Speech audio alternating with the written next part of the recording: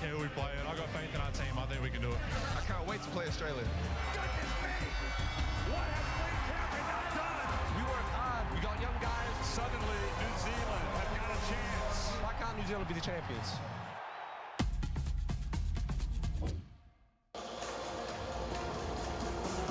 Good afternoon, everybody. Welcome to the FIBA Asia Cup here in Jakarta, Indonesia. It's the semifinals, and it's the first semifinal between New Zealand and Australia.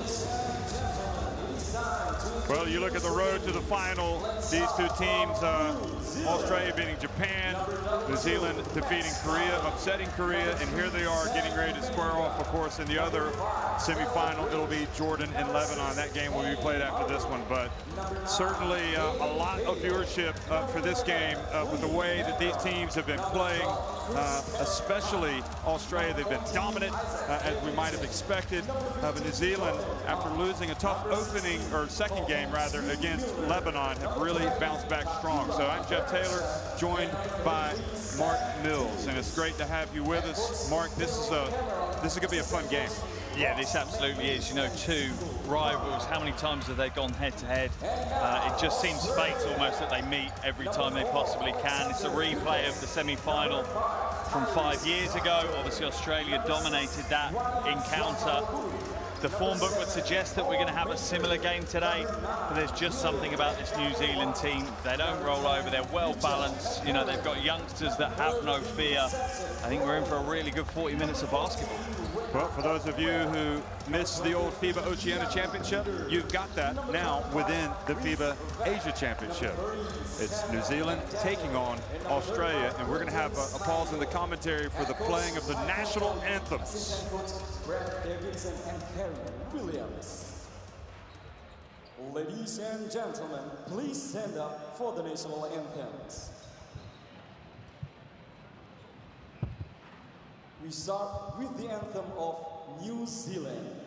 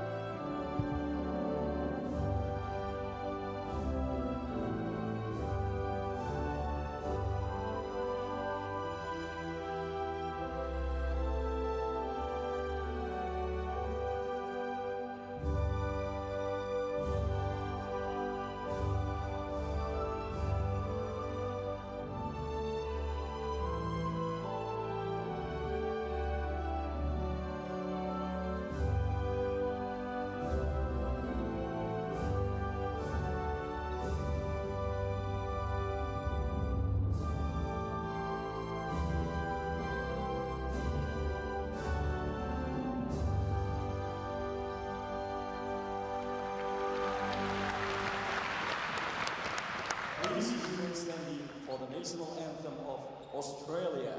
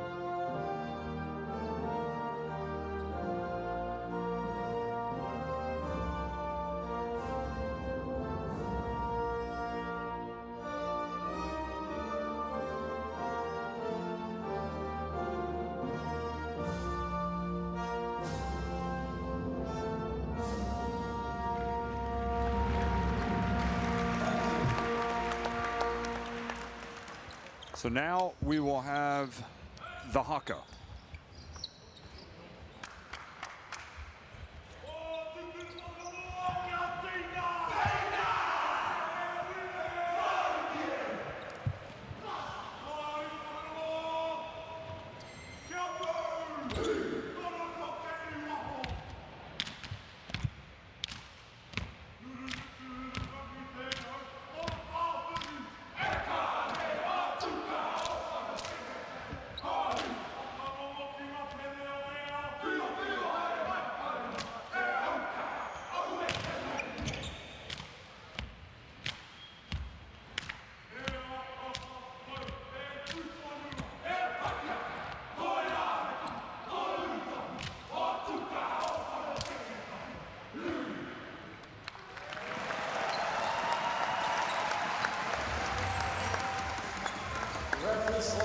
So the Boomers and the Tall Blacks about ready to get it on here in Jakarta, the semi-final. And the stakes could not be any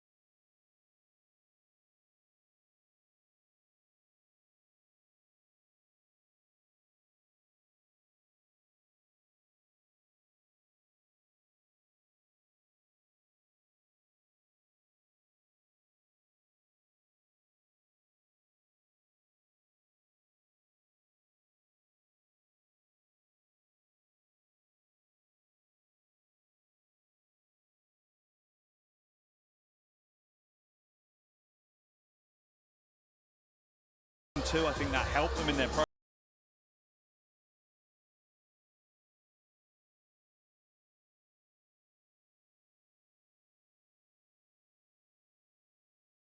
And then on the other side of things, that young backcourt, can it keep composure? There's going to be tense moments in this game. There's going to be high pressure moments. Can the New Zealand backcourt keep composure? From Australia's side, what I look at is I think their backcourt actually needs to start producing more offense. I think the front court has done all the heavy lifting so far, particularly Froling and Maker, and it's now, I think, time for someone like Karen to have a big game.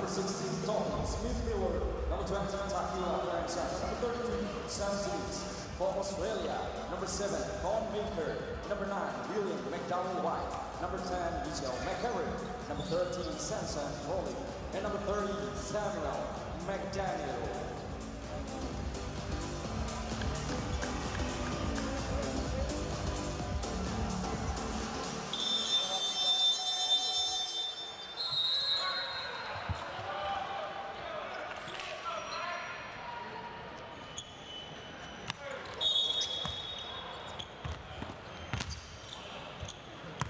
So we're gonna throw it up again.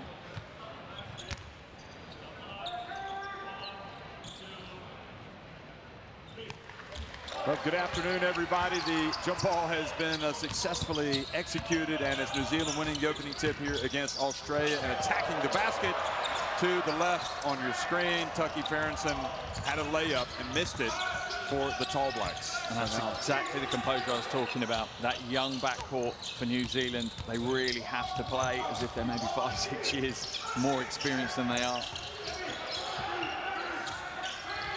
Maker turns, and he misses a reverse layup. So both teams coming out and misfiring here at the beginning. Flynn Cameron, look at him spinning his way in. And there for the rebound, Froling, rebounds and runs. Multi-skilled big. Now McCarron.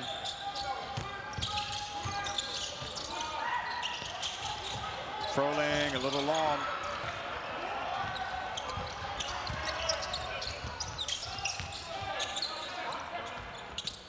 Ferguson from three-point range, well short. I wonder if it's intentional that Smith Milner is playing the perimeter a little bit more, trying to drag Maker away from the paint. Well, Froling gets the first 2 points of the game.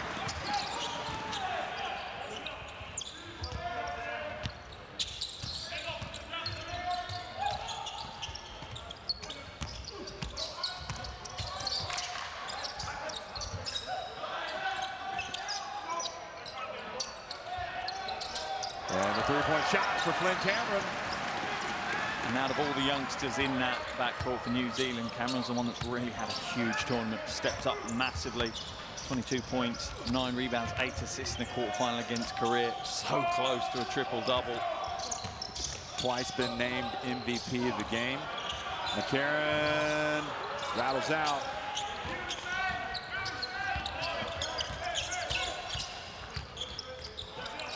Plays a different position to his dad, and now the pass down low to big Sam Timmons.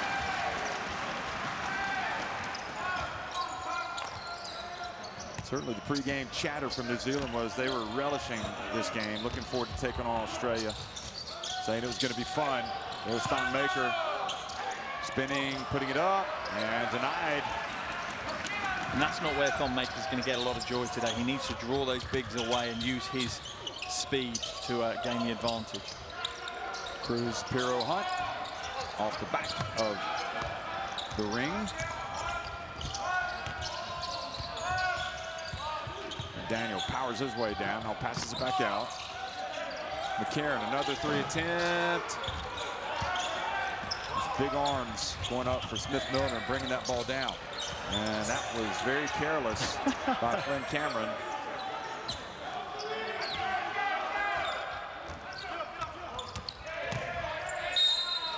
And Flynn Cameron just takes on the world, gets the contact and the foul. He really has exceeded expectations, hasn't he? Yeah, he truly has.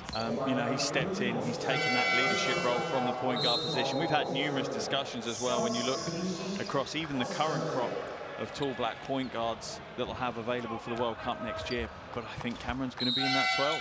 I think he's done enough in this Asia Cup. If he can continue to perform well, if he's available for those qualification windows that we have coming up and New Zealand make it, I can see him being included.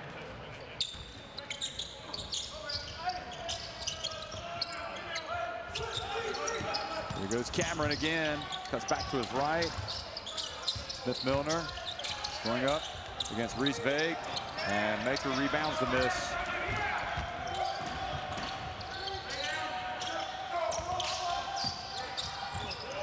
Here's Dukas. Oh boy, how about that? He has really been getting it going the last couple of games.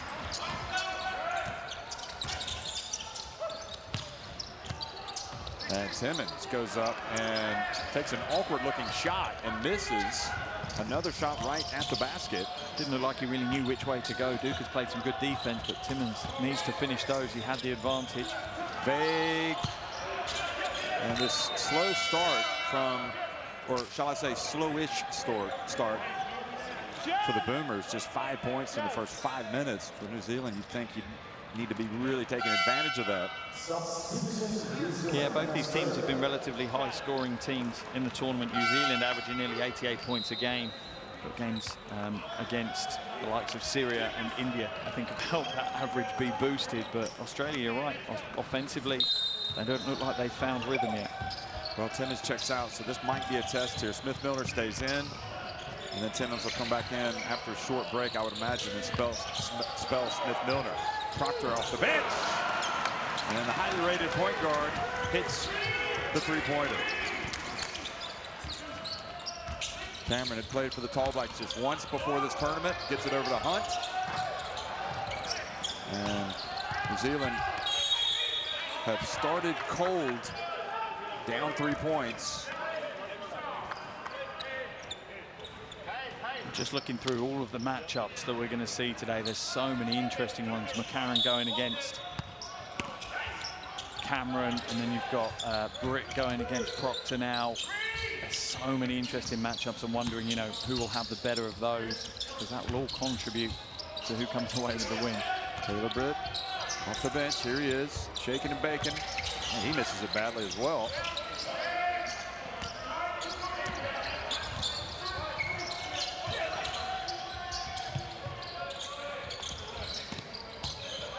Hunt guarding Pender, who is the most improved player. What a swat from Jordan Hunt.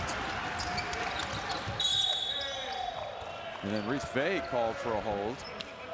Yeah, he just dropped his shoulder into Hunt as he came past him. But look at the footwork from Hunt. Just stays with him the whole time. Didn't buy that little shoulder shake. That is the first time that's happened to Keanu Pender in this FIBA Asia Cup, and he's going to come out being replaced by Froling. Yeah, it was an interesting experiment from Coach Kelly. Ran a much smaller lineup. I don't think it really helped Australia, so he's going to switch back to Froling so they have a bit more size. Britt gets the contact, absorbs it, and scores. And Britt has done a great job as that second string, that second choice point guard. He's not demanded the minutes, and when he's come on, he's been the facilitator. A lot of composure from Britt. Another who hadn't played much for the Tall Blacks just 5 times before this FIBA Asia Cup, the Canterbury Rams point guard in New Zealand, and McCarron takes it up strong inside. Just a hard-working, nothing flashy for McCarron, but does everything well. Flynn Cameron, and gets the foul called on McCarron. Yeah, you're absolutely right about Mitch McCarron. I do think he's due a big game though. I think he's quite happy taking a little bit of a back seat in the games where maybe Australia have dominated. He's not imposed himself. He's not, you know, taking control of the game. But you just hope he's able to flip that switch for Australia's sake, because either in this semi-final or if they make it through to the final, or even the third-place game, I have a feeling there's moments in a game when McCarron is going to have to take control. So one of the, I guess you'd have to say, revelations in international basketball, judging from this FIBA Asia Cup at the free throw line right now. Flynn Cameron makes the first. And just feel, it, you know, you talk to him, you watch him play, he's relaxed. He's had a couple of moments where his dad's had to pull him aside and say, Flynn, calm down. But other than that, so 2 promising guards. Here's the other one in this game, Proctor, youngsters. Vague! Nothing more certain than Vague hitting that jump shot when he's open. Yeah, we saw that against Japan, right? 19 points he ended up with, and was one of the key reasons why they closed out that win. His outside shooting was just phenomenal at times. Taylor Britt spins, fades. Boy, what a great shot from Taylor Britt. McDowell White pushes it quickly to Froling, out to Dukas. McDowell White goes in for the slam.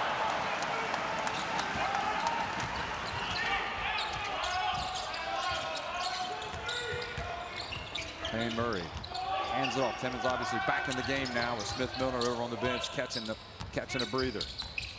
Taylor Britt, and the ball ends up with Davidson. He gets in the paint, puts it up.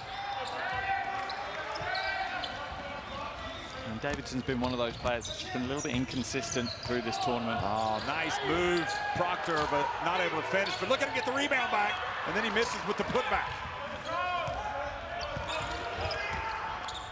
Both teams have missed a lot of shots right under the basket. Quick pass down low to Hunt. Goes up. He's improved as this thing has gone on, hasn't he? Yeah, Jordan he Hunt. has. And I think it's all confidence. I think it's just minutes under his belt, getting used to the level, what's being asked of him. Prime example just then, that wasn't a great pass. It was around his shins, but had the composure to collect it and go up strong.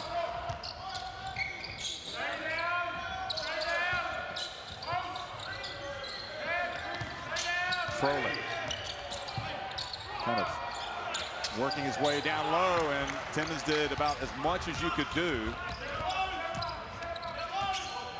And New Zealand can tie it up here with a 2, or even take the lead with a 3. Dangerous pass, but Davidson has it. Payne Murray.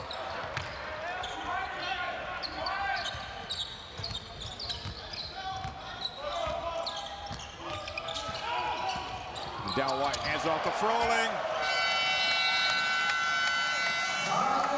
And Australia moved back up by 4 points. New Zealand with a timeout. McDowell-White has been pretty explosive here. He had the dunk and his penetration there. And then passed to Froling. 2:07 left to go in the opening quarter, and we'll go down to listen to Pedro Cameron and see what he's talking to, what he's saying to his Tall Blacks. Hey, be attached on that show, but also our low man's not getting there on time. First play, tucking, and look, when you're really late, we've got to get there early so we can get ready to get back to our man, window wipers, right? Get that on point, all right? A little bit earlier, pick up points, okay? Don't let them come downhill because we're all on our heels, okay? Offensively, they're starting to try and deny that Messi, but when you do get it, look, that's a quick whip because he's right in there catching. Same thing, bang, bang gets a wide open shot. All right, ball fakes, meet the ball. Let's go. Hey, two strong side corner helps, stunt and recover. We don't do that.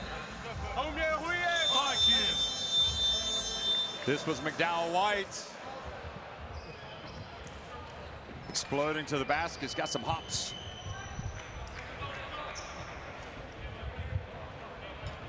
First 8 minutes has certainly delivered what we expected, a close game. I'm excited to see that the pace of the game is starting to pick up as well, and that's not just about playing more transition, about how they're moving the ball on the offensive end for both teams. It's going to make for a more entertaining game. And a little bit of pressure, full court. Here's Piero Hunt, stays back, and All Blacks get it across midcourt in plenty of time. Timmons to the corner, Jordan Hunt, he takes a lot of shots from there in practice. And it shows you why it pays off. Kind of assuming the role of X factor in this game early on for the Tall Blacks, Jordan Hunt.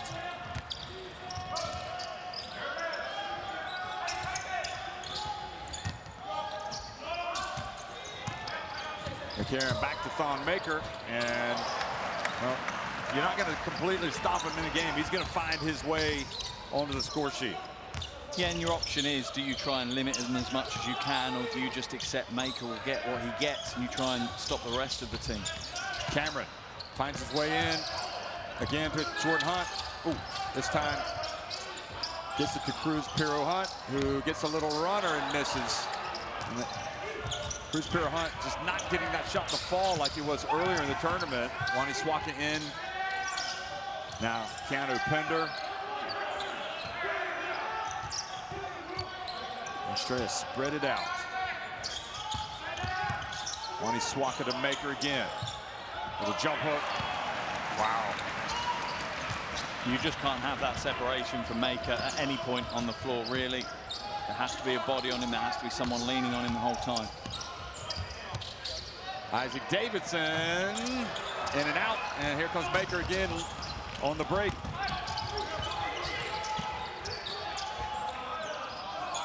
Five seconds difference on the game clock and the shot clock. A little bit more than 5 seconds. Maka out to Pender. The third, oh, that was a 2. Wow, big shot from Pender. Australia getting a little bit of separation here. Jordan Hunt again, count it! Jordan Hunt has come to play in the semifinal. What a big basket. Unbelievable. He has come out and really given this Tall Blacks team a lift.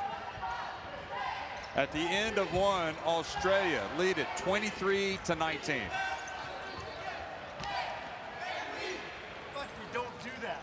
Yeah, that's huge from Hunt. He's only averaging 5 points a game and already has 8 in this one. That is absolutely huge contribution, and this is the key for both of these teams, that you've got different players that have stepped up in different games and really helped them move forward. But for New Zealand, that outside game seems to be keeping them in the race at the moment. They're not getting the points close to the basket, unlike Australia, who seem to be getting a lot of their points nice and tight under the paint.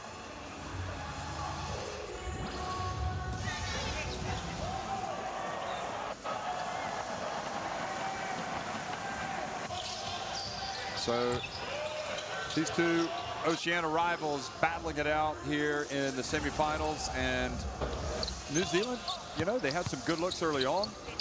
They had some good shots. They missed some shots. Australia missed some. But we started to see some success. Certainly McDowell White, Thon Maker, not surprisingly.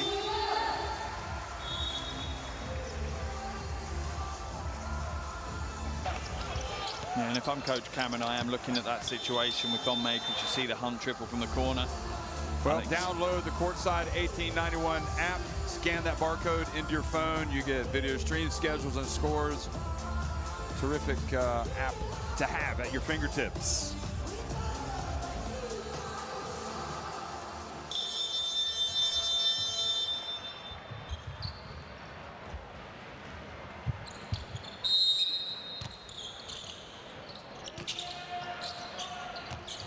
Second quarter underway, Australia with possession. Proctor dancing around outside, his pass. I don't know if that was a Froling or if it was intended to Watchthe. Froling took it. 9 seconds on the shot clock. Interesting to see how Smith-Milner matches up with Maker now, whether he's going to be quite physical with him.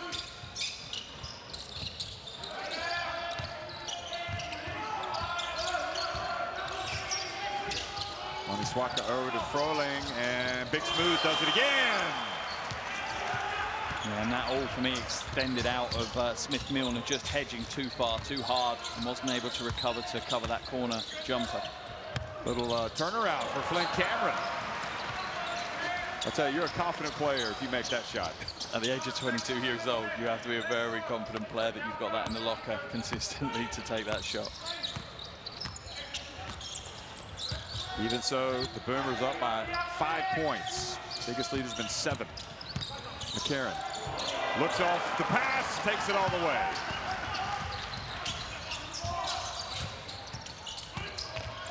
Smith-Milner decides to hand it off. Flynn Cameron in trouble. They swing it. Cruz Piro Hunt finds Flynn Cameron, hand in the face. This time it doesn't matter. Yeah, McCarron cannot play better defense than that. There's no chance. That's just something you have to accept. If someone shoots the ball that well, they're going to get 3 points.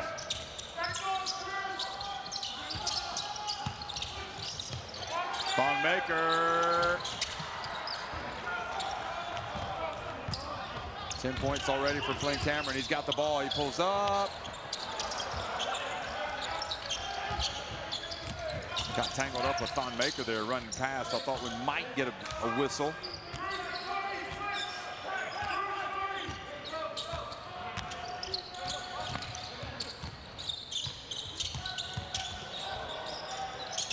Proctor for 3. That's off. And Cameron, another rebound. That's poor read and react really from Australia. Thon Maker was being guarded by Farrington, had the mismatch, but didn't try to take him into the low post. Seems common sense to me, that one. Oh, look at that. They get Tucky Farrington for the layup. Good patience, spreading the court. And with that aggressive Australia defense, they get punished. Got a little bit lost. They were chasing the ball. So back to a 2-point game. Watchthe open from the right corner. Maker with the rebound. Proctor, a full meter behind the arc. He misses off the back of the cup, and then Thon Maker able to get the rebound. How in the world, surrounded by tall blacks. And terrific effort from Thon Maker. Yeah, and Smith-Milner just got caught out in that play. He was too busy just trying to block out Thon Maker rather than going for the rebound. I think Flynn Cameron fouled him a few times there. That was the pass to Tucky Farrington. Good spot by Jordan Hunt. He's got 8 points, 3 rebounds, now has an assist. It's unreal. We're 13 minutes into the game, and that's the first foul called on New Zealand. That's good, because if they do end up wanting to put Australia to the free throw line, they'll have fouls to give.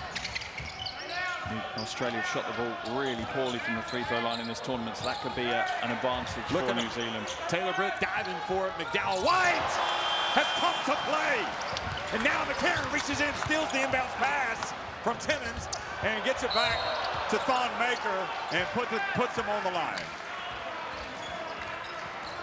And really, that's probably a good foul from Timmons, because you do not want Thon Maker to get up and throw this down. It'll give the Boomers an emotional lift.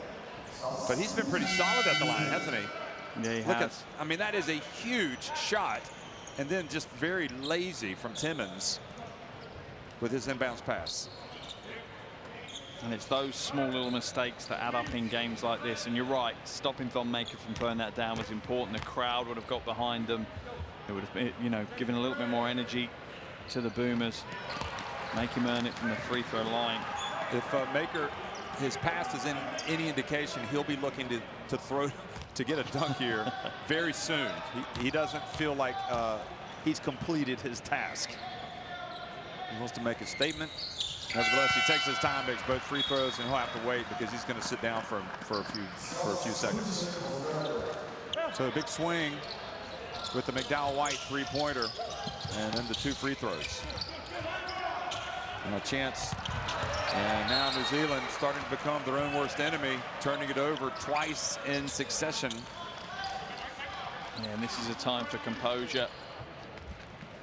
They need to just slow it down, be a little bit safer, rather than being overly in a rush or trying to do something too creative. Just go back to what they can lean on heavily, the fundamentals. Here's Pender, has it knocked out of his hands. Good defense from Timmons.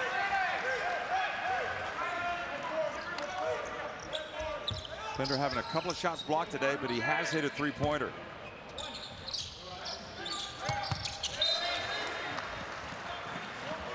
And the Tall Blacks having a hard time inbounding the basketball. It's interesting because Australia haven't been putting a lot of pressure on ball within this tournament so far. Maybe they think because this is a bigger task, that's going to be important, that they try and force some turnovers.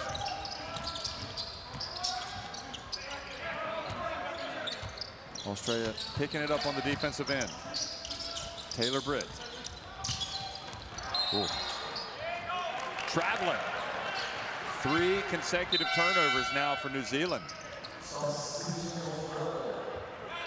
And no surprise, really, the Boomers defense is starting to take over the game. Yeah, it is, and it's not something, like I say, that we've seen particularly being a big factor in this tournament so far. They've not really looked to push themselves defensively. They've been stable and safe, but they've not looked to change the game from that aspect. There's the Pender for the dunk. And right now, Australia with all of the momentum.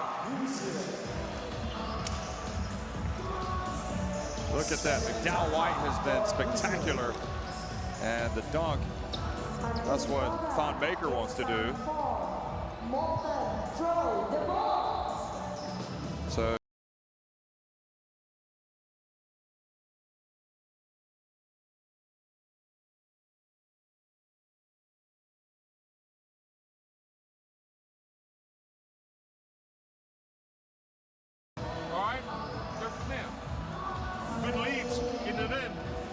tougher, all right? This is that two-car stuff. Be strong mentally, earn your man, get the catch, ball fakes, move and meet the ball.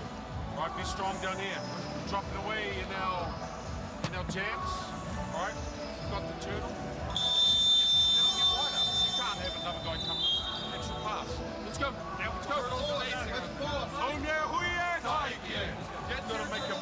It was absolutely the right time for Coach Cameron to call that timeout. That said, 5:52 still to play in the second quarter. That's both his timeouts used in this first half now. And you wonder if that might come back to haunt him. If Australia go on another run, they change something up that New Zealand don't react to well on the floor. This 5:52 could really be a huge chance for Australia to blow this game open. Again, the full court pressure by Australia. They're able to pass it over to Smith-Milner, and they get it across in time.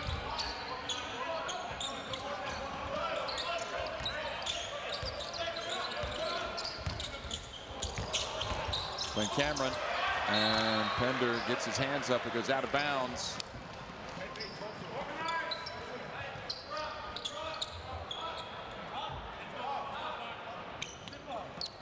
with that. This is, you feel like it's make or break time right here for the Tall Blacks. Yeah, they can't afford to be down by really double digits at the half. That gives them a really tough task. Boy, tough shot. A lot, really good, strong, aggressive defense from Keanu Pinder. And I think New Zealand wanted to travel on Riesweg, but he missed the three. Somebody's got to step up and make a shot for the Kiwis. Here's Britt.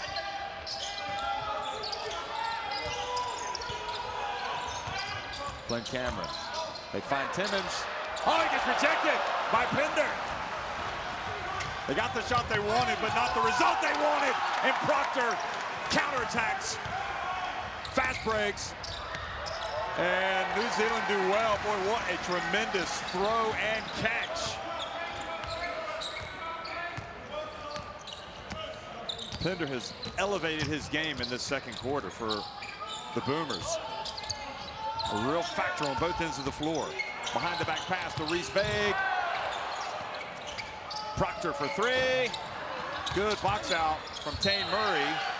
And the ball will stay at this end. Riesweg is just kind of dominating. Payra Cameron arguing that Murray was pushed here.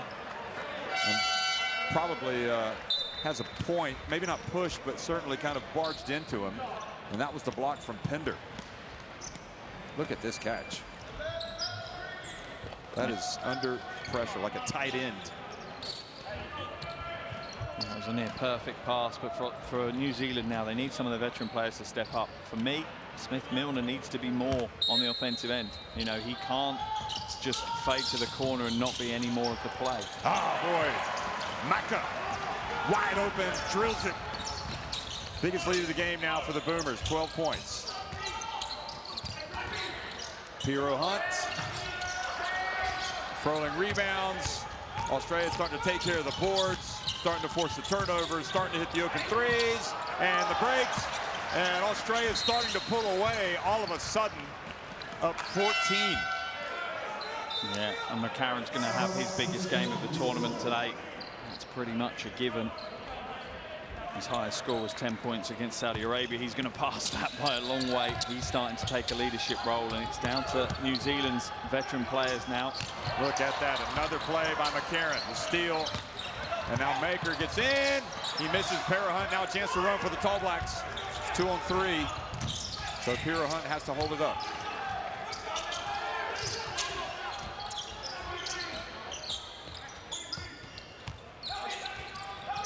Payra Hunt shaking and baking. Nice move on Cruz, in control.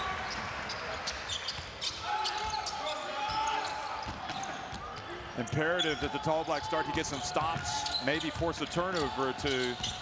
Otherwise, the Boomers might blow them out.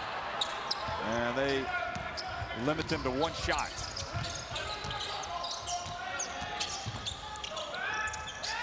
Jordan Hunt open for three. Almost borderline MVP for New Zealand today. His shooting has been so timely. Yeah, he's up to 11 points now. That's the type of player they need to find. If there's someone warming up like he has, someone that's shown some consistency, which they've struggled for, they need to run some options for him. Now he's got the tough task of guarding Thon Maker, knocks it out of bounds. He has really toughened up Jordan Hunt. And so far, they're doing a phenomenal job on Thon Maker. They've held him to just 6 points, 2 from 5 from the field. You know, he's averaging nearly 18 points a game. He's not being the influence on the offensive side that he usually is. Lucas drives in, strong! And the St. Mary's Gale gets it to go. You can see this Boomer team revving its engines right now, and Jordan Hunt does not want to be in the position where he's dribbling the basketball, being trapped at midcourt. Looks like he might have caught a finger in the eye. Maka went over and helped him up. I mean, I think most of these guys are friends off the court, but man, when they go after each other during the game, it's quite a hubbub, isn't it? Yeah, the friendships are left in the locker room. Britt pulls up, mid-range.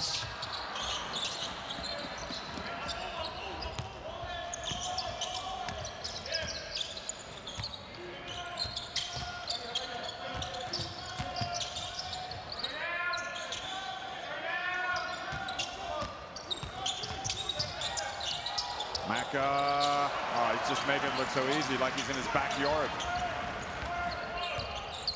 11 points for McCarron. Tucky Ferguson misses. Keanu Pender flies in for the rebound. 13-point lead for Australia. And again, the Tall Blacks looking like they're getting close to breaking point.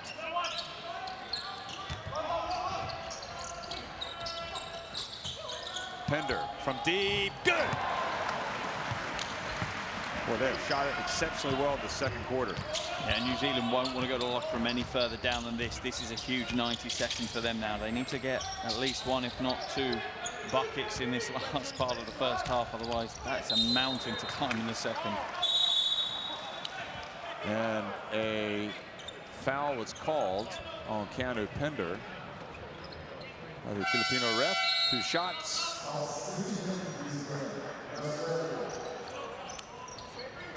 Just the contrast between their two offensive structures at the moment. Australia seem to be reading the game. They seem to be, when they find a vein of offense that's producing, they keep going back until that dries up. New Zealand, you don't feel that. You don't feel that they're identifying where the opportunities are and leaning on those while they're working. They just seem to be scattergun at the moment. Just, you know, 1 minute's inside, the next we're just going to take whatever's given from the perimeter. They need to be a little bit more proactive offensively.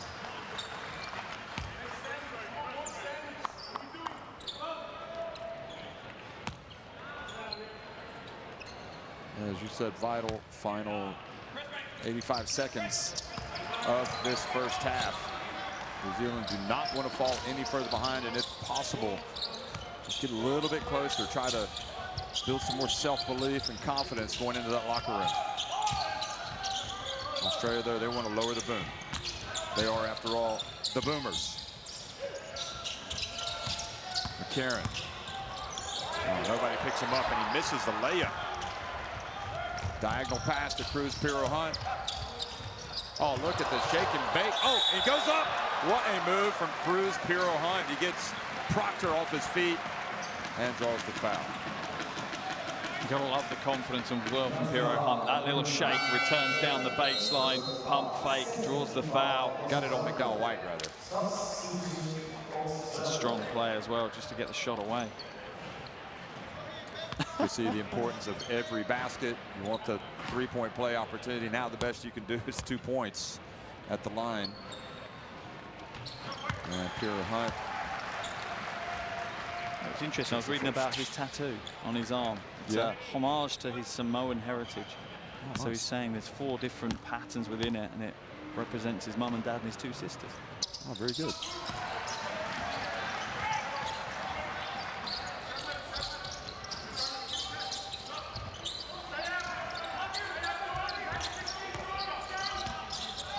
So here come the Boomers, still up by 12 points, but a little bit of progress made by the Tall Blacks as we get closer to halftime. Down White, the Thon Maker again goes right at Jordan Hunt, and Jordan Hunt wins the battle incredibly. And that's the big positive for New Zealand in this first half, that they have really limited Thon Maker. Yeah. Without Sam Meninga, Jordan Hunt has had to play big minutes here, and he has done the job. Sam Meninga unwell. They find Cruz Piro Hunt. Well, they couldn't have passed it around any better. They got the shot they wanted. And now Australia will look to go up to pad their lead.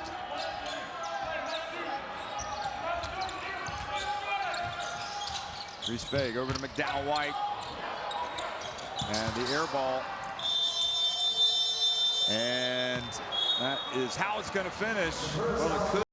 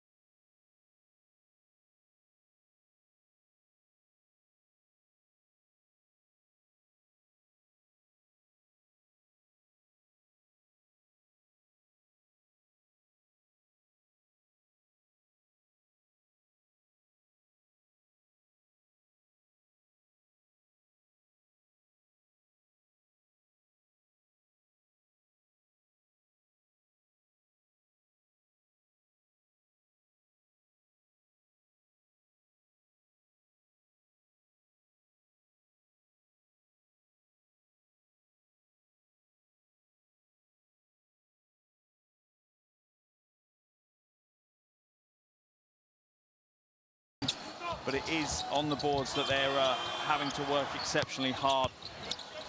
As we see Cameron stepping back, showing how confident he is, just 22 years of age, going against the Australian legend already that is Mitch McCarron, stepping back off the glass for the two. And he's had a good game, Cameron, in the first 20 minutes. He's played 15 of those 20 minutes, has 10 points, 3 rebounds as well, but Mitch McCarron has led the way for Australia.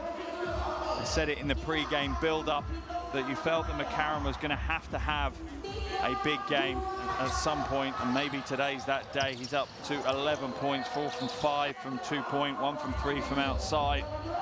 It is a little bit of a shootout between McCarron and Cameron at the moment. But on New Zealand's side, Hunt there with the pass inside to Farrington. Hunt has impressed. He has stepped up. Biggest game of the tournament for him. Across the board as well, 11 points, 4 rebounds, an assist and 2 blocks. And he's 4 from 5 from the field, Jordan Hunt. And that's coming off the bench as well. But New Zealand trail by 12 at the half. It's not impossible for them to come back. It's a big ask, though. They're certainly going to have to be more efficient offensively. They're shooting under 50% offensively in that first half. Under 40% in fact, whilst Australia are shooting 50%. And it's the efficiency that's driving Australia's lead right now. They're getting second chance opportunities and they're converting them. And, some of that comes down to the composure for New Zealand, a young roster that need to hold things together. McCarron has been utterly sensational today, no doubt about it. Has been consistently excellent game in and game out, but as you said, you felt like he was going to really step up today, and he has. 11 points, 2 assists, but just really leads this team. Young Duke is coming off the bench. Look at McCarron again. Kind of steps back on 1 foot, using all that experience. I think it was so vital for Australia to bring him. He had that big-time experience from 5 years ago. Clearly, you know, top player in the NBL, and Pender, that just continues to thrive for the Boomers since he's had a role. So at halftime, 49-37, Australia on top of New Zealand.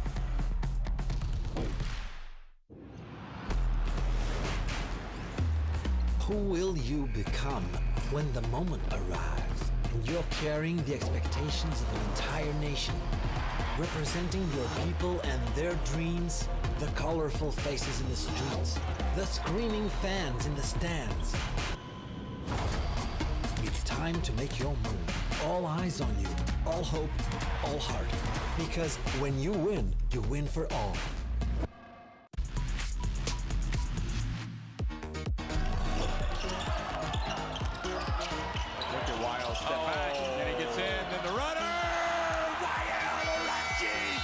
Has taken over the game. Just give him the ball and let him win you the game. That's how it feels with Watchthe in Lebanon.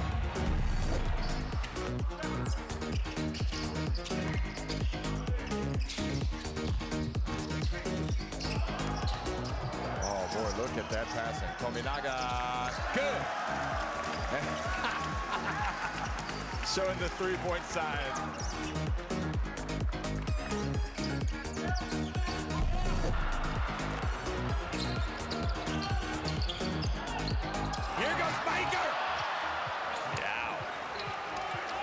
He goes down with a dunk.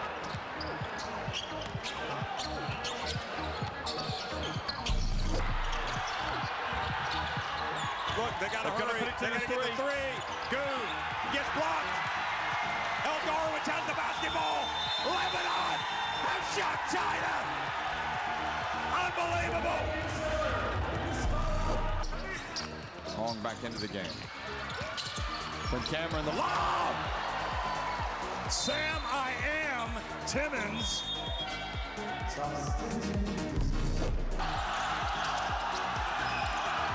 Arledge gets swatted by Joe T.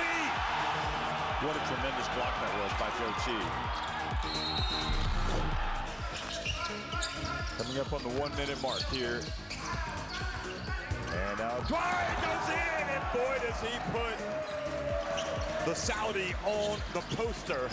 You feel kind of bad for Al-Hawsawi. He'll Maybe a bit naive. He'll be having nightmares for weeks on that one. I guess that's not to pick up a third foul. Freddie, he was going in for a dunk. That's great defense, leading to fast break offense.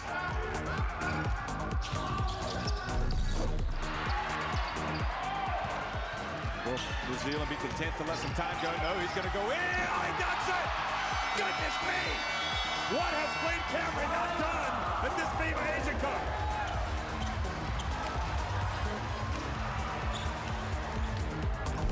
The 2-point game, set him off. It might be a 3 anyway. Abraham! Oh! I don't believe you are kidding! You cannot believe it! It is stunning! Stunning save to Jakarta! Freddie Abraham! Steady Freddie! Has finally stood up to be counted! They have knocked Chinese Taipei out! Incredible!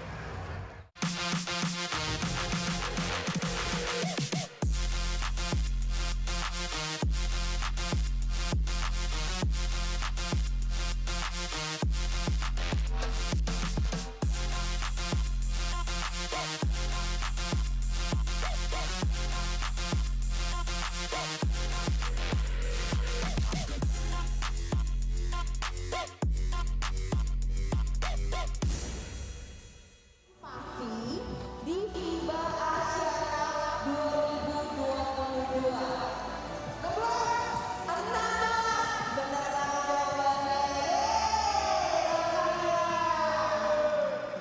Selamat dan terima kasih.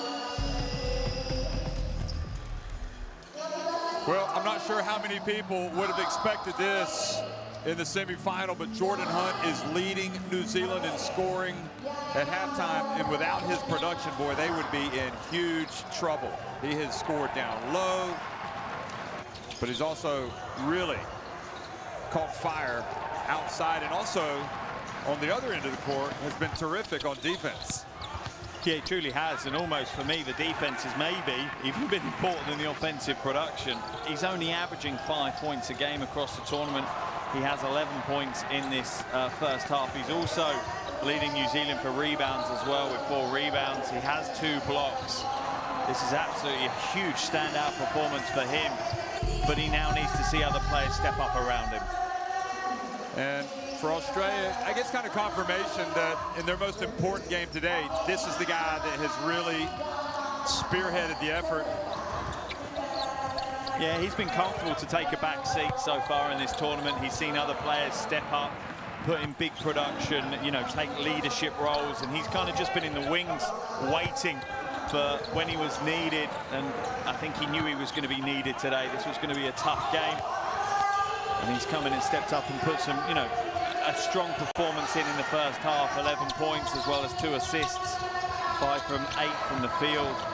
He's yeah, had a good first 20 minutes, but I imagine he's going to be important for the second half as well, as the pressure starts to mount, that experience that he has. I love it that he's the captain and that he just helps literally across the board, doing everything. We even hear coaching during timeouts before the coach comes over. Yep. So Mitch McCarron is really kind of the embodiment of what the Boomer is, in my opinion. Yeah, he's Mr. All-Round, that's for sure. You know, he's throwing himself for loose balls, he's diving in for steals, he's, you know, mentoring some of the younger players on the team. He's one of those players that if you want to win a tournament like this, you have to have that type of player. So 10 points for Flynn Cameron. Piro Hunt has 4 in New Zealand, who literally were teetering. I mean, they were on the edge of being out of this game.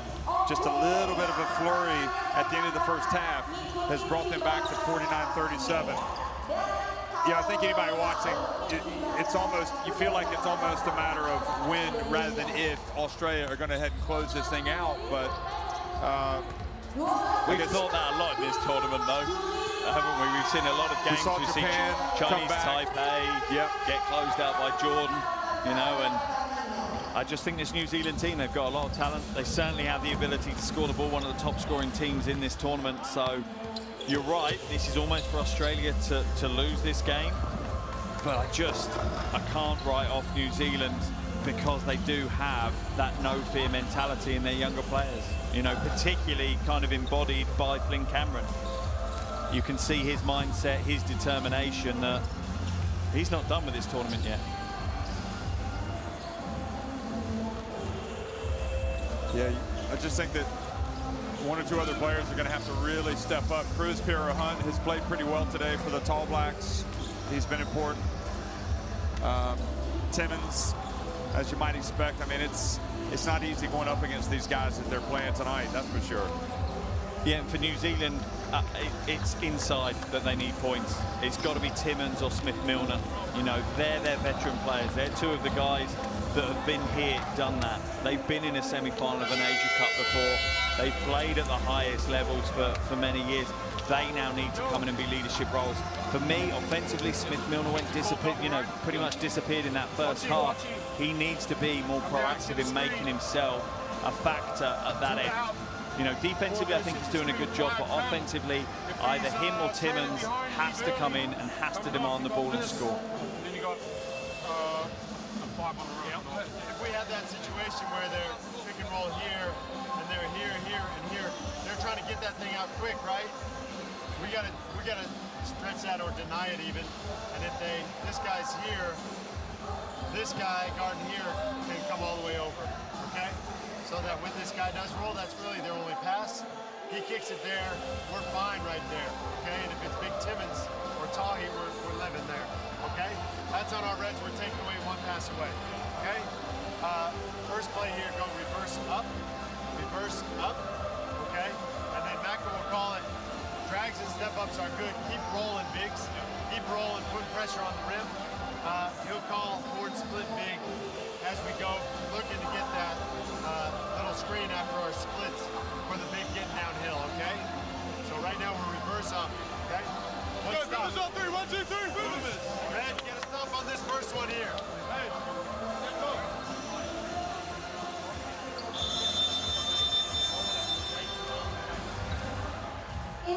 Download the FIBA Asia Cup app, folks. Use that barcode to scan it in, and you will have an indispensable app at your fingertips. Everything about this competition, team rosters, player information, news, videos. Fantastic app, and we use it all the time. In fact, I'm using it right now.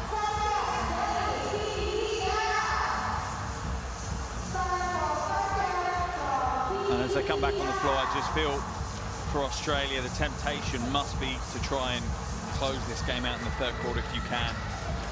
For Australia, they know that if New Zealand are within 10, 12 points going into that final quarter, or even single digits, that could be a big worry. New Zealand get some confidence, get out running, they can definitely get their way back into the game. Well, it was the extraordinary talent of Tominaga of Japan hitting three-pointers from basically everywhere on the court to give Japan some late hope. You never really felt like Australia were in danger of losing that quarterfinal to Japan, but this New Zealand team, if they can cut into this deficit now, shorten the game, the possibilities are there. But Australia certainly have shown signs of being very good in that second quarter.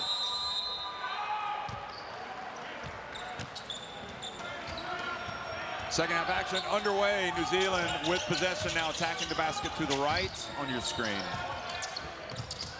Smith-Milner with a little runner, follows it up, and Tucky Farrington able to get the basketball back.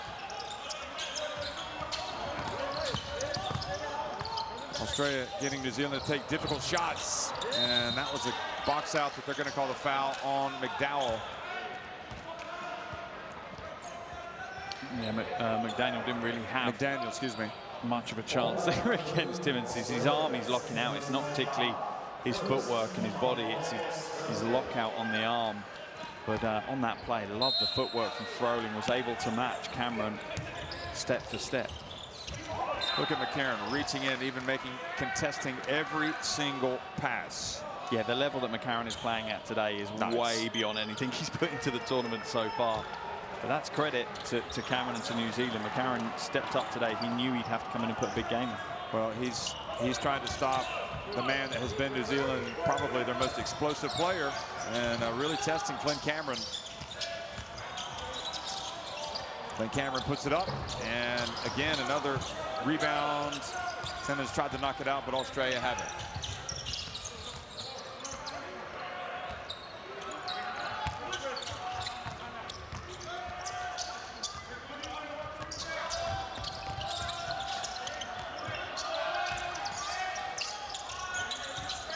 Daniel has it. Back to McCarron, a full meter behind the arc. And that was long, but then you have the long rebound.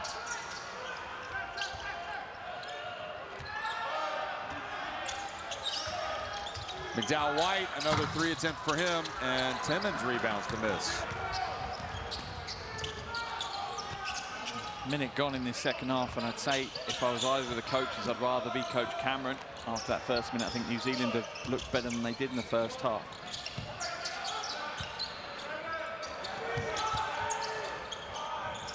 Oh, nice give and go, but Froling gets it. Piro Hunt sneaks in there, gets the rebound. Flynn Cameron open for 3, so he takes it. Oh, goes in and out. And now Thonmaker on the break. Quickly to Froling, and he goes up and is fouled on the dunk attempt.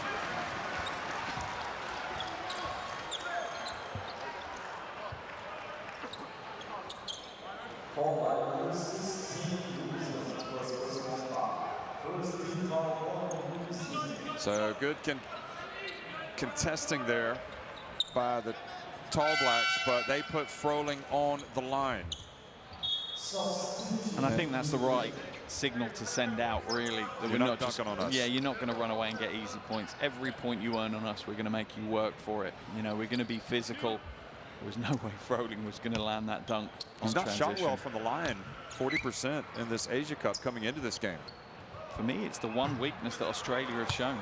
It truly is the one weakness that they have had throughout the tournament. They've not shot well from the free throw line, and it's not something you can just flick a switch. You can't just suddenly go, okay, we're going to shoot better today from the free throw line. That's a lot more practice and time to turn that around.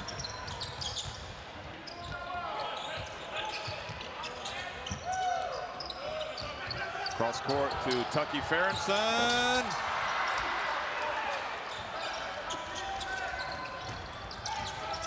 Australia is so active on defense that you feel, you know, New Zealand are doing well just to get a good open look like that.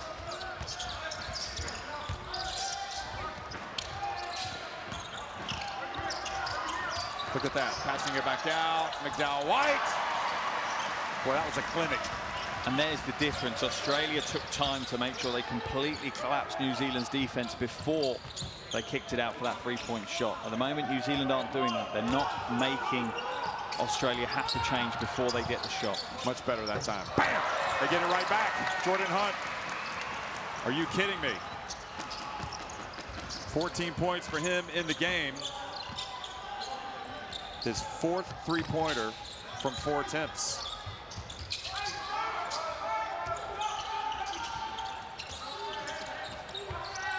Froling puts it on the deck, spins, gets it knocked out of his hands. And Hunt with good defense. Absolutely playing out of his skin on both ends. What I want to see from New Zealand now is keep going to Hunt. Work something for him. Right. Got the hot hand. He's 4 from 4. Let him shoot until he becomes cold. At the moment, they don't seem to be reacting to, you know, what part of the offense is working for them. Who's got a hot hand? Who's their best offensive production? Alley-oop! And Pender, New Zealand gives up an easy one on the inbounds play. That's a beautiful inbounds play. You know, from a coaching perspective, executed perfectly, but that's great. Cruz Piro Hunt, another 3 from the corner. They didn't collapse the defense, but they still hit it. And back to an 11-point deficit. And for New Zealand, it's not that it's the wrong shot that they're taking, it's just not quite the right one. Oh, boy. Great defense yet again by Hunt. And now Piro Hunt hands it off to look at Hunt running the floor. He is playing sensational. The Tall Blacks get it back to single digits. Jordan Hunt just looks like a man possessed. He's putting everything in on both ends. He's not an emotional player. You don't see him, you know, celebrating a score. He just is that workman type player. Maka attacking Tane Murray outside Dukas.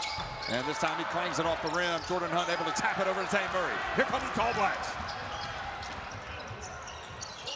Smith-Milner back in. Now Britt. Smith-Milner over to Tane Murray. He gets blocked with 11 seconds on the shot clock. See, Tane Murray should have been a shot fake, drive the baseline, and on the weak side, spotting up in the corner was Jordan Hunt. Yep, the man with a hot hand. You got to find him.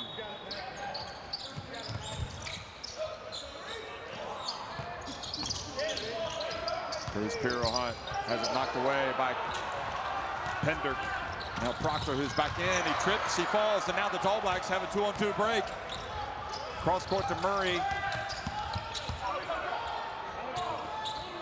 Well, they swing it, and again, and Cruz Piro Hunt,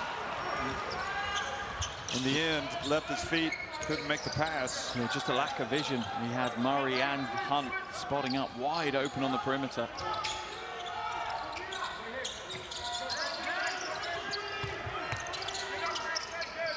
Maka behind the arc. And New Zealand have been quite fortunate. Their perimeter defense in this second half hasn't been as aggressive as it needs to be, but Australia haven't punished them.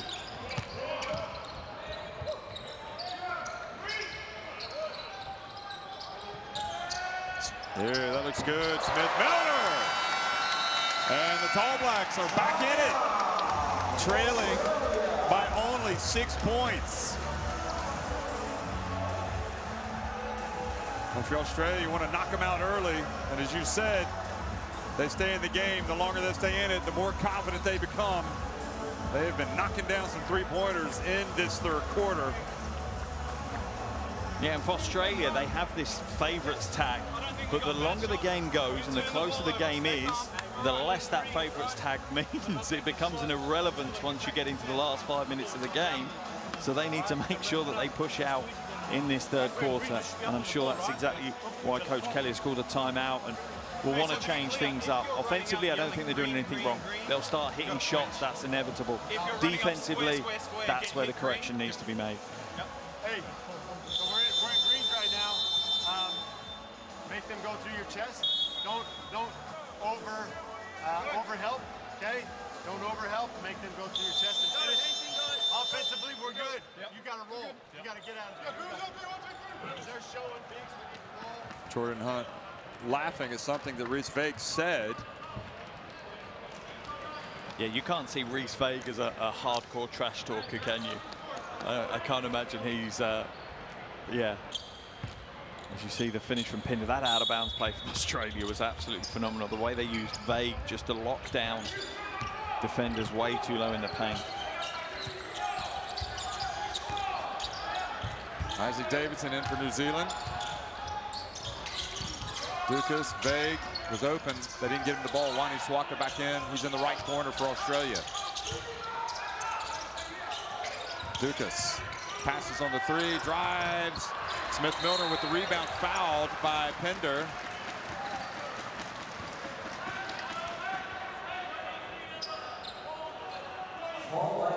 There's two guys exchanging words, but I guess they're just having a conversation. Like we said, they know each other.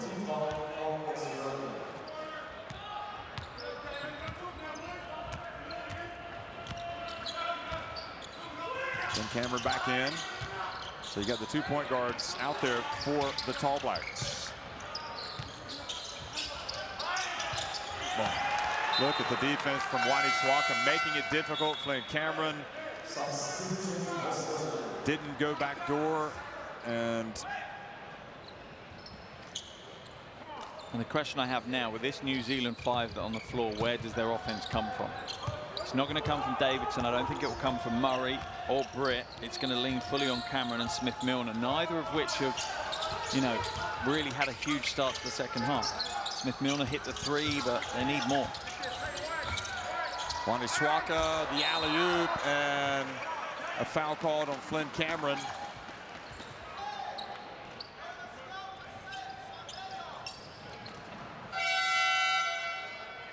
That was the lob.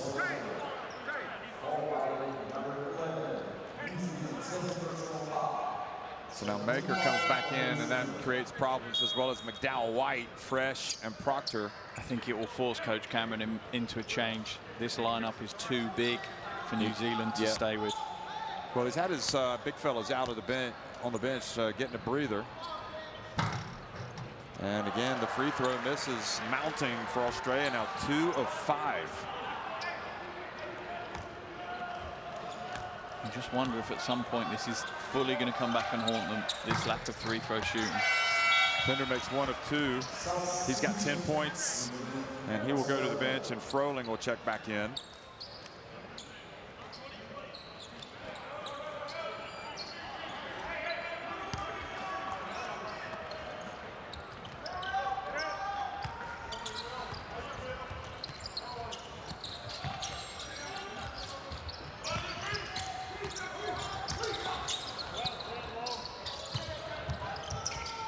So McDowell White has Hunt.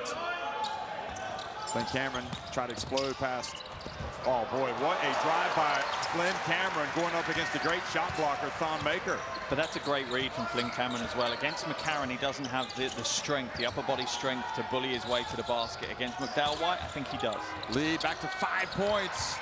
Froling knocks the ball away. Another possession for Australia.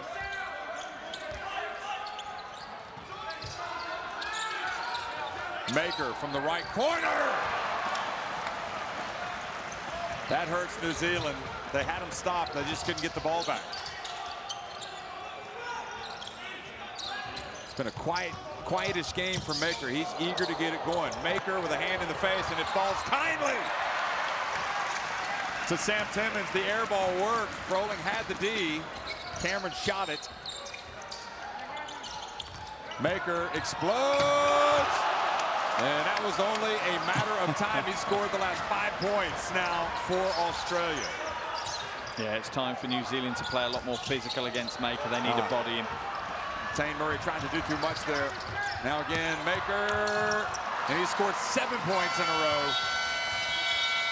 I mean, he has basically single-handedly destroyed the Tall Blacks in the last minute. Yeah, he has, and it's the first time that he's come in and been dominant in this game. Possession after possession, running the trail. Finishing a relatively easy fast break with the layup, and that's worrying for New Zealand. They need to go back to slowing Thon Maker down, taking him out of the game, and it's all about physicality. Hey, don't have to be in a rush. Have a seat. Don't have to be in a rush. We want to play fast, but we want to secure the ball and have good spacing, and then we go. All right? Good? All right. Stay with the 54. He's open. All right, on a double, he's open. You just got to see it earlier and see if the help side's pulling in and you go weak side corner. He's open, give him the ball. See that weak side corner? It's a 2-on-1 read between roller and weak side corner. Hey, no leak outs, box out, stay up the box. If they switch a bit. Yeah, a couple of things for me from that Coach Cameron timeout that are absolutely critical. That no leak out. They have to defend their boards far more effectively than they have. They've given up, you know, Australia have 8 offensive rebounds in this game. That's not going to continue. And then at the other end of the floor, spread the floor. That's important for them now. They need to space the floor so that when they do drive and they create that disruption in the Australian defense, they've got shooters to pass to who will be open. Cameron gets out of trouble.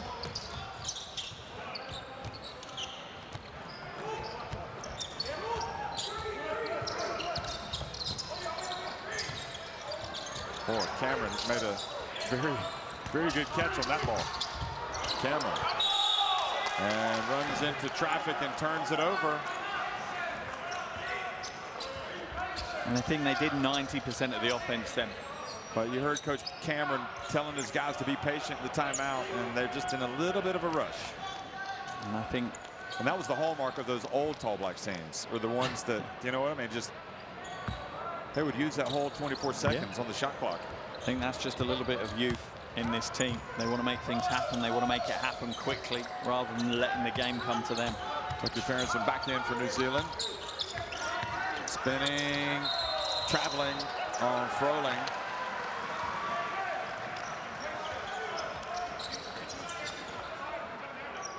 If I'm Coach Cameron, this is the largest I want the deficit at the end of the quarter. I don't want to see it more than 10 points. That's a poor pass. They have had a hard time inbounding the basketball. It's just been poor fundamentals just on sloppy. that side. Yeah. Poor pass. Cameron wasn't moving fast towards the ball. Really, the basics letting them down.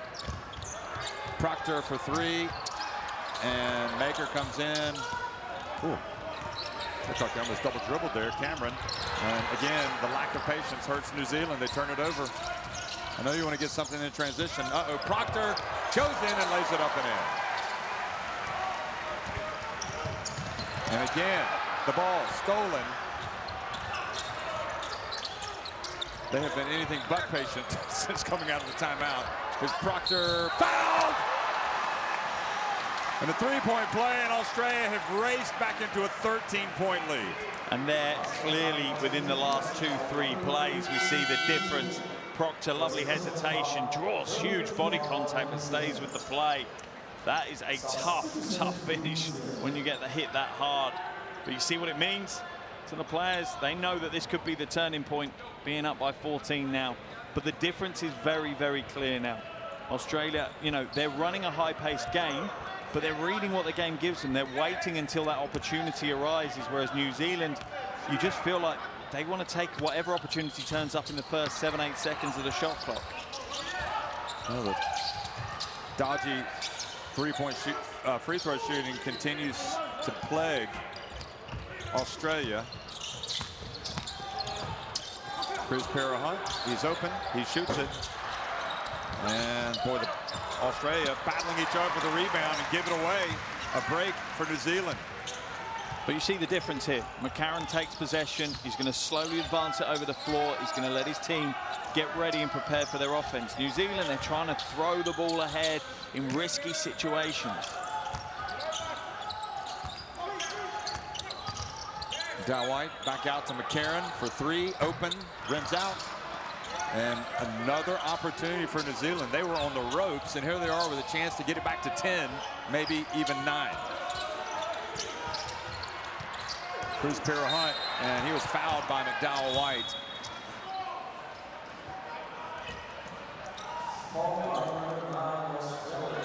.8 on the shot clock, and only 3 fouls on Australia in this quarter. So New Zealand have to have a play. It's been an unbelievably low fouling game, hasn't it, when you look at the foul count? It's not that the teams haven't played tough D. They've just played good defense. They get it to Tucky Farrington. McDowell White knew exactly what was happening. He has got the quickest hands down under. He is so good at slapping that ball away. It's the footwork as well, the way he evaded the screens, but didn't lose track.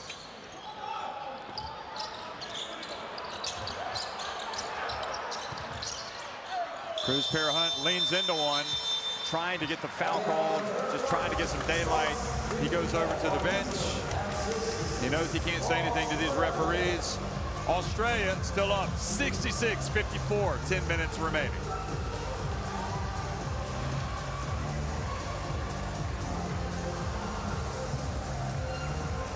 And New Zealand will be happy that at least they didn't see the lead extend.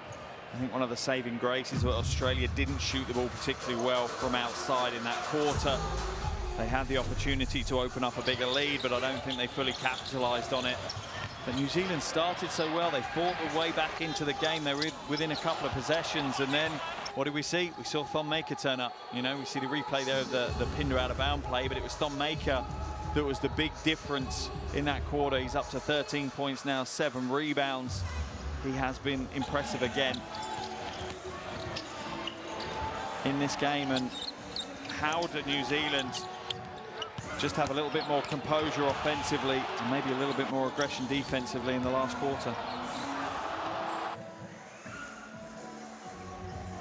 So Maker has indeed left an imprint on this game with the way he came out strong and pushed that lead back into double digits. No surprise there. And then this huge play, but then Proctor missed the free throw, and then New Zealand were able to come back right at the end.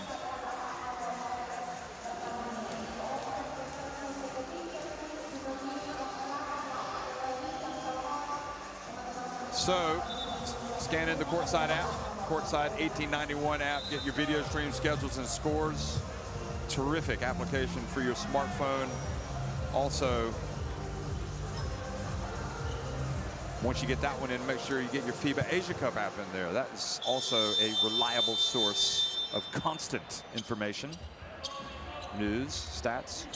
You want it, it's got it. Thonmaker back in the game with McDaniel, Reese Vague, Tyrese Proctor, and Mitch McCarron is Taylor Britt, Toy Smith-Milner, Flynn Cameron, Sam Timmons, and Tucky Ferentsen in for the Tall Blacks.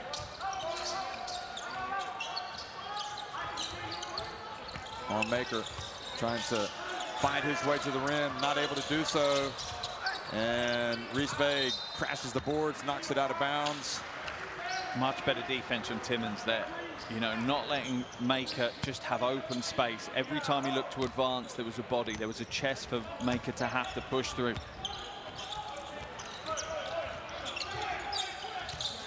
Cameron runs into into Ferentsen.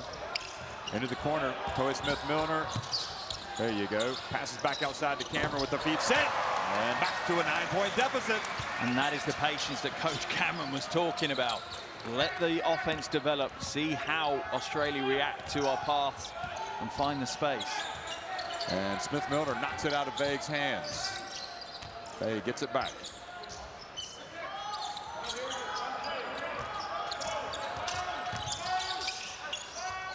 They pass it to McDaniel. He gets it to Thonmaker. And the missed shot and another chance for the Tall Blacks. And again, it was Timmons' defense just perhaps putting Maker off that shot just a little bit.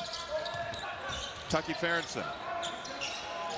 Key word is patience.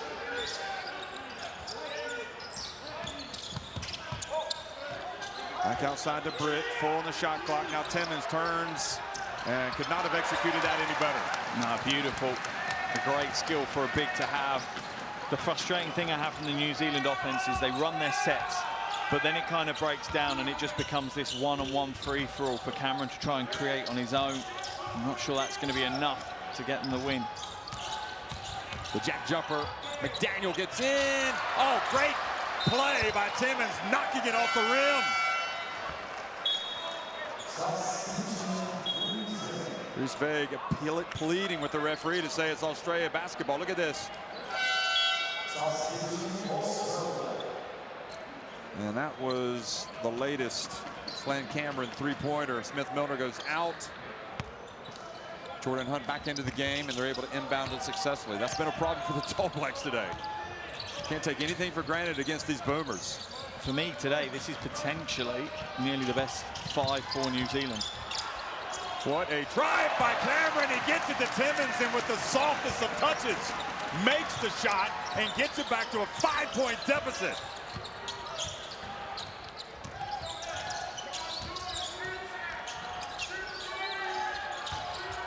Maker backdoor, no. Proctor, the two-handed jam.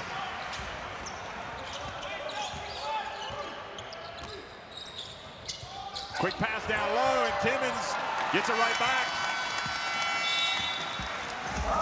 How about that? Tall Blacks growing up right before us, starting to understand the virtues of a patient approach of passing it around, making your cuts, passing it back out, making that Boomers defense work. Timmons rising to the occasion as well. Realistically, yes. The pace they're coming off because we're in green, that's my fault. I hit, Tyrese runs out. We're not going to get back in front of Timmons on the guard. Yep. The second part of that is, one pass away, got to be off. Yeah. We're not off one pass away. Not going to swing it, throw it in. Yeah. Hey, one time defensively, we're in reds. First time, okay? Coming out, we're in red. Defensively, we'll talk that. Offensively now, we haven't got 2 feet in the paint for a while until we got that good back cut, okay? So we're looking at horns. Horns get downhill. Come off KP. KP, you're rolling. Sam, you're high. Yeah, members on 3, 1, 2, 3. And the interesting part of that timeout was actually before the timeout started, really, was McCarron taking over and talking about some of the things they're doing wrong, in particularly this idea of one pass away. And that they're giving too much space, too much separation. And I agree, when Australia looked their most dominant, when Australia looked their most aggressive, and were having the biggest impact, it was when they were getting hands into those passing lanes. And if they're dropping too far back, they're just not going to have that pressure on the ball. You love hearing McCarron. It's like you got 2 timeouts. McCarron gets his 10 seconds or 15 seconds, and then he hands it over to the coach. And Maka gets it inside to Pender, who is fouled as he flies towards the rim. And but now that brings up the prospect of the free throws. Absolutely. For New Zealand, anything that comes into the paint, you foul. The only player that's shown that they can shoot free throws well so far today really is Thon Maker. And throughout the tournament prior to today's game, Maker was 90%. So he's near automatic from the free throw line. Everyone else, foul them. Don't give them any easy points. Make them earn their points. And Pender does make the first. Not a bad name of a player who goes to the free throw line, is it? Maker. That's you know true. He's going to make it. That's true.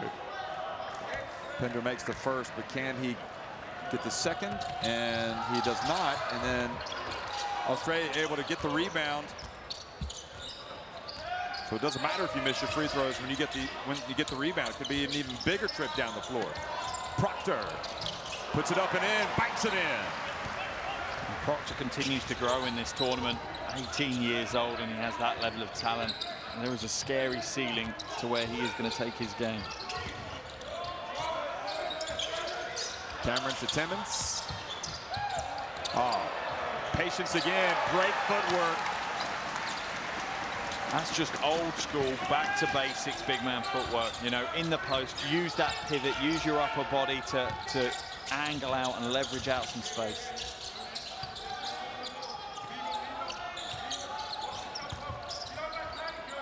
McDowell White. Just those offensive rebounds for Australia are really important for them, aren't they? Yeah, they're not to boxing keep that out. pressure on.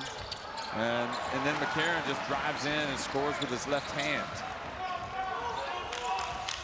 And that's the 10th offensive rebound of the game for Australia now.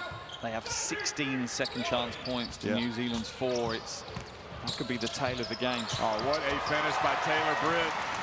Got ahead of McCarron. I think if you'd given the Tall Blacks the chance to be in this position before the game, they would have taken it. Yep. Here's Froling, turns it over. Great hands by just an outstanding overall effort today by Jordan Hunt. Terrific. And I think the change that Coach Cameron has made now is really big. Taking Hunt out. Hunt's had a great game. Absolutely had a great game. But he has struggled to secure those defensive boards. Right. Who do they bring in?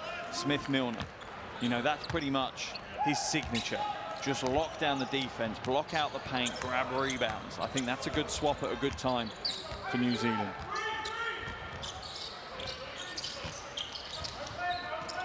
Ferentsen. That would have cut it to 3. Proctor, dazzling, getting up. Now they pass it around. Thon Maker. That's off. Cool. Dangerous pass with Proctor lurking.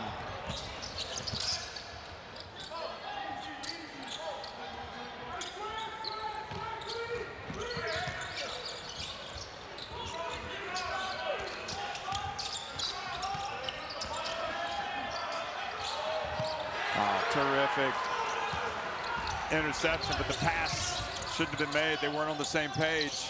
Proctor wide open, and the rebound. Another offensive board for the Boomers. Dukas has really stepped up in his minutes the last 2 games. Maker gets in the paint, takes the punishment.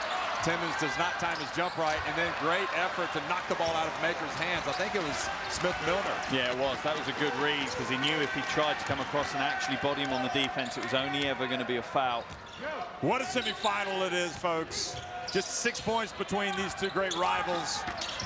Flynn Cameron, tough drive there for the putback of Timmons. They closed the gap to 4. And you almost felt from Cameron's perspective, that play, he knew that the likelihood of him scoring might be low, but he was going to draw the defense to him. He was going to draw their front court. He was going to draw the rebounders to him, so he knew Timmins would have a chance. And you're absolutely right. If you said to New Zealand, 4 minutes to play, you'll be within 4, I think they would have taken that. They've got a ticket in the lottery now of whether they close out this game strong. Under 4 minutes to go, hands up, Maker gets it.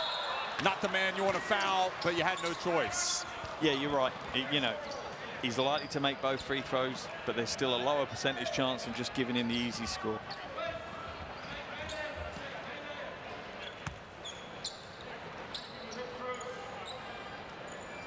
Thon Maker hasn't necessarily had the biggest box score of the tournament for him today. He's at 13 points, 8 rebounds, but you feel that potentially this is actually the most influential game he's had. This has been, yeah, I mean, without him, where would Australia be? And at the free throw line where they've been pretty weak, he's been solid, continues to be. And back to his 6-point advantage. Offensive rebounds have killed or have helped Australia. Piero Hunt open for threes. Foul by Joseph! Foul by Maka! A potential 4-point play! That is ice running through his veins when you see that. Look at his focus. Doesn't look at the defender approaching him at all. Eyes locked on the bucket. Did you think he should have taken that shot? No. I was about to call him out. If he missed that and didn't get fouled, I was about to call him out for poor decision making, but well, wow. Mark, the best FIBA Asia Cup that I've ever seen, certainly ever been to, just continues to deliver incredible action. Cruz, Piero Hunt, cuts the deficit to just 2 points here in Jakarta, J-Town.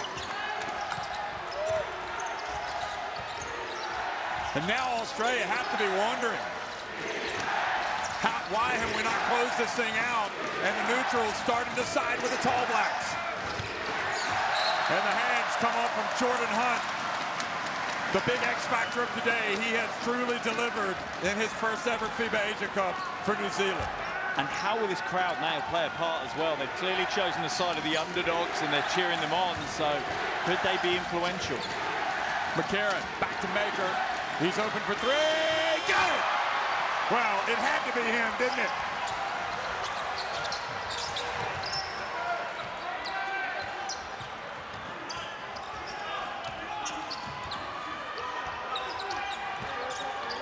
Cruz, Piero Hunt. He's just made an incredible play. Now he gets it, and just the pass was too tough to catch for Sam Timmins. Yeah, that was poor decision making. They still had time to work their offense more than they had. The three-pointer from Thon Maker. Could end up being the biggest play of the day. They're going to look again. This time McDowell White from the right corner. Good! 6 unanswered for the Boomers. They were teetering before Thon Maker hits a crucial 3, and now McDowell White has taken the lead back to 8. And this is the test we were talking about for Australia. This is the first one that's really pushed and pushed and pushed, and that's impressive that they have that composure just to step up. They stayed with their structure, and their structure paid out. We're still in the green.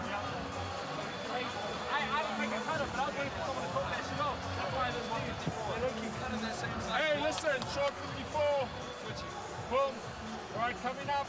Get the lower half coming off, and then we get the 5 out to that side, all right? We good? Three's on that side, two's on the other side. No. One man right here. One. Right, we got 3 talking right there. Right, we got 2 right here. Cruz, 4, 5. Lower half, flash behind, or roll, hit. Make that decision. Yeah, and there's a huge 3 from Thon Maker, and the pass from McCarron. But this was talking about the difference is that Australia wait. They have patience. They keep running through their pass. They keep running through their offense until it delivers that space. For me, actually, what New Zealand need to do now is they truly need to foul. They need to pick up some fouls and start sending Australia, you know, be prepared to send Australia to the free throw line a bit earlier.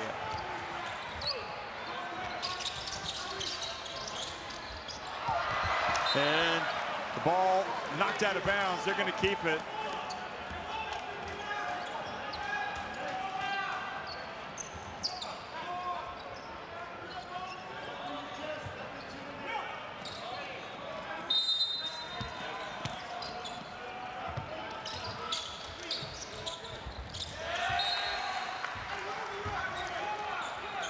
And just when they need it, Australia just turn up the pressure a little bit more.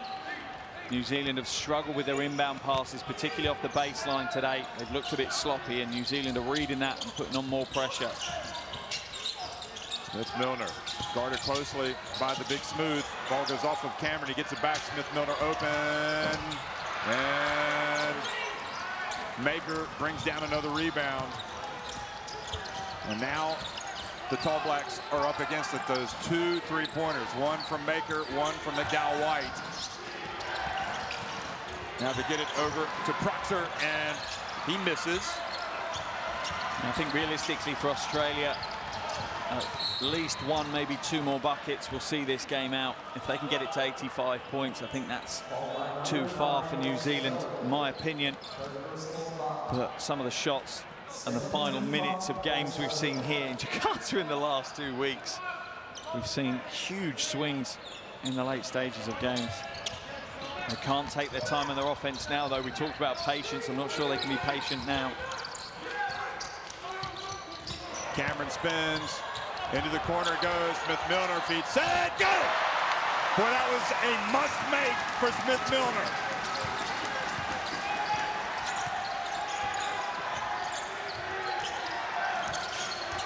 See, if I'm New Zealand now, I'm going to foul. I need to get near the penalty. At the moment, they're not near the penalty. I'm just going to foul early. McDowell-White quickly to the big Smooth. He puts it up. He rings out. Timmins with the rebound.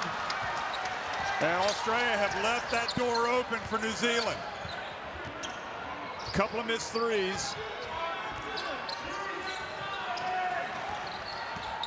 Now Flynn Cameron again. Pulls up, loses it, dives, able to get it to Smith-Milner. Oh, boy, throws it up. Boy, that thing went over our heads. Never seen anything like it. Just shouting to the rest of the people on the table, heads up. That could have taken someone's head off. There's a baby up there. To be fair, he did say he's been in the weights room over the off-season. Yeah. So I think he just misjudged that one a little. I think he needed to take that 3 in the end. Yeah, he was open. Yeah, he did need to take that. Trying to make that extra pass, but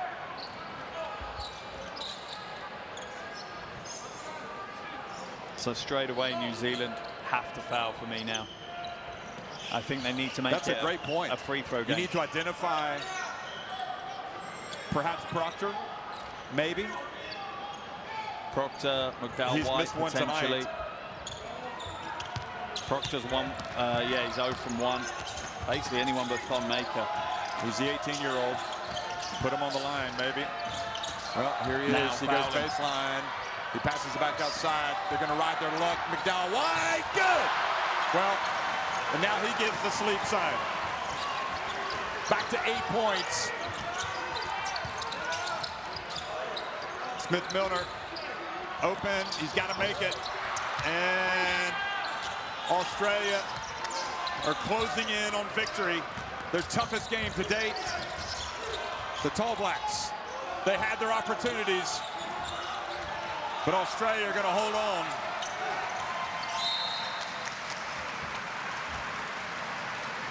They have had to dig in. They've all kind of risen to the occasion, but perhaps shown some frailties. But one thing they have been able to do, they have been able to hit some big threes. McDowell-White hitting 2 of them. The big difference between these 2 teams today has been composure. That's what this game has come down to. I think there's been a little bit of naivety from the backcourt for New Zealand, rushing the offense a little bit. Whereas Australia have just stayed true to their offensive structure. They've run through their sets, they've run through their paths, knowing that at some point within that 24 seconds, they're going to get a pretty good look. They've not rushed the game like New Zealand have.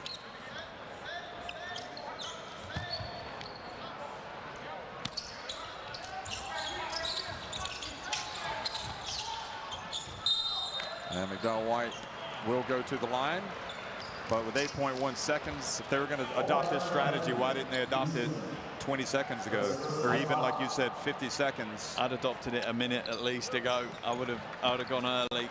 I'd have seen it as a weakness, a frailty, and it's also kind of almost cancerous within a team. You see your teammates missing free throws, the pressure goes up if you go to the line, more misses, and it just snowballs into this mindset that you can't hit free throws. But 8 seconds to go, they've not exploited that weakness of Australia. McDonald White makes 1 of 2, take it to a 9-point lead. So New Zealand wants to talk about this. It almost feels kind of like an opportunity was there for New Zealand to take it, and they have not taken it. Yeah, the door was left open by Australia, and other teams on the other side of this bracket now, whoever makes it through to the final, they'll be looking at it with a little bit more confidence that, oh, they're going to go against Australia in the final and they've got a chance. Right away, you're sprinting corner. Right, you're calling for that ball. Right away, Tohi, you're coming behind.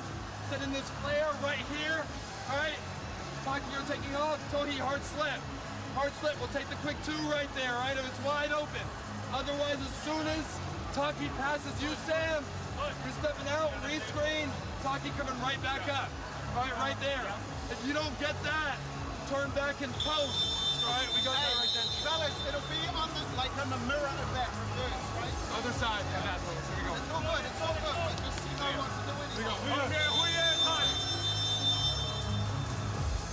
That grit and determination from New Zealand. You've got to love. 8 seconds to go. They trail by 9, but they still want to try and win this game. Those were the 2 threes from McDowell White that were so crucial. Of course, Thon Maker kind of, I think probably in the grand scheme of things, hit the biggest to take a 2-point lead to 5. Yeah, for me, the combination today of Thon Maker and Mitch McCarron stepping up has been McDowell-White key. And McCarron. Here is Tucky Farrington. That's an air ball to save it in bounds. And then good sportsmanship shown by that man right there, McDowell-White. What a win for the Boomers. They were pushed to the limit. You're going to see some hugs from both teams. Great effort. I mean, one of the best games of the FIBA Asia Cup. Australia win it 85-76 over New Zealand. They go into the final.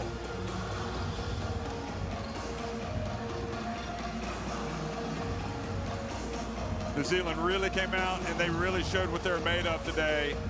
But so did Australia. Yeah, they were pushed. A lot of players stepped up in big moments. Listen, New Zealand's a good team.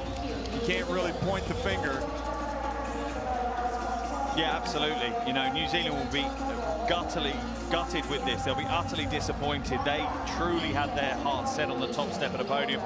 Key for New Zealand now, though, is that reset. They've got that 3rd place game tomorrow. There's still that chance of that medal, which will be a huge result for this New Zealand team. But when you look at Australia and you look at some of the shooting statistics, they've done a good job. You know, free throws again, a huge concern, 54%. You wonder if that will affect them in the final. But Australia, the rebounding battle there doesn't quite tell the true story. They hit the offensive glass so hard in that game. They had 16 second chance points, 10 more than New Zealand had, and that was the game breaker. Maker leads all scorers with 18, Hunt with 16 for New Zealand.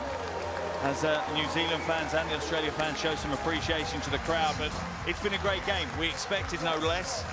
And I think both these teams delivered yet another amazing game here at FIBA Asia Cup 2022.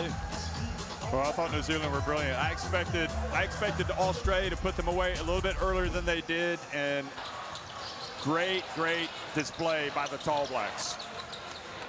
Of course, Flint Cameron's been outstanding all season long, and it's important to remember their FIBA Asia Cup is not over. They've still got a chance to reach the podium. And that 3rd place game will be of huge importance to them, without a doubt. You never want to leave, you always want to leave a tournament on the back of a win, and especially if you can get to the podium. Proctor showed a lot of good basketball today. And talking about that New Zealand roster, they'll be bitterly disappointed at the moment, but you have to zoom out. These players, how much better are they going to be in 4 years?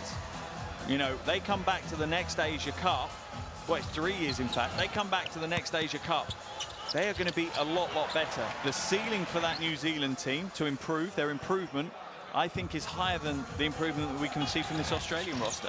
So I think they're going to be even more competitive and push for that gold medal in 3 years' time, but that's no consolation right now. The beauty of what New Zealand have done at the last 2 FIBA Asia Cups is they have brought good, young, hungry players, as has Australia, especially this time, but especially for New Zealand. And it has given them depth in their national team program. This experience is golden for these guys. Yeah, it really is. And it's going to benefit their clubs. When they go back and play for their clubs or their universities, I dare say they're going to notice a difference in these players. They absolutely will. Just a maturity, not beyond the functional logistics of playing basketball. I think there'll be a mental edge to them as well, having gone through this at such a high level, playing such a good team like Australia and pushing them to the wire. Boy, you got to wonder about McDowell White. I mean, he's got a very high ceiling. I think people are going to start waking up to his abilities. I don't know where he is in the grand scheme of things, how scouts are viewing him, but he does a lot of nice things for Australia throughout the game, and I think today was his best performance overall. By far. 15 points, 3 rebounds, 7 assists as well. 5 from 8 from the field, 4 from 7 from outside. Phenomenal effort from him, but Australia looked good and closed out what was a tough game. They do indeed, and you can see Australia have advanced to the final, and they await the winner of Jordan-Lebanon. Of course, the loser, New Zealand, await the loser of Jordan-Lebanon in the battle for 3rd place. So the fantastic FIBA Asia Cup 2022 in Indonesia is drawing closer and closer to the climax, and it continues to deliver in terms of excitement, thrills, spills,